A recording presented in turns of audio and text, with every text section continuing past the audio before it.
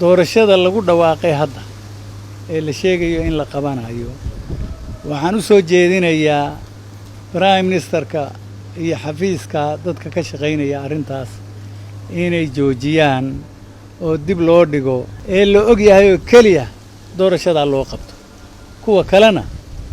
dib loo dhigo ee la isku haysto ee aan sax ahayn doorashadu waxay noogu socotay si habsamiya odayaasha dhaqanku markay keenaan xubnahoodii waxay imanayeen guriga cabdi xaashaan isugu imanaynay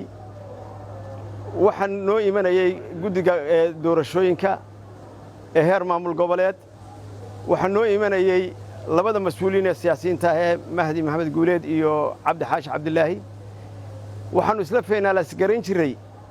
qaabka doorashadu ay beeshu u gelayso ee xildhibaanadeeda u soo dooranayso maalmahan beryahan dambe waxa dhacday awoodihii oo dhan waxa la wixii aanu gudbinay beelahaan u gudbinay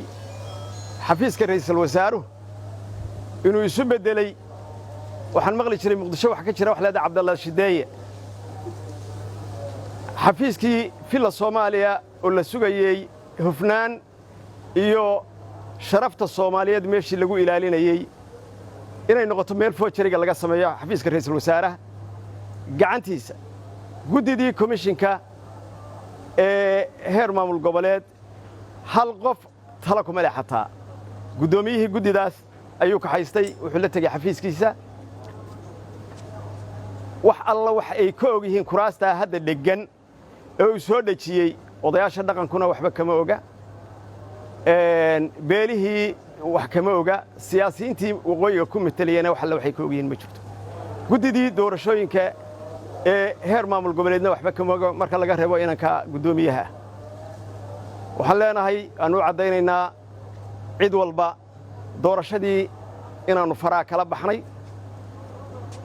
inuu maamulanayo ra'iisul wasaaruhu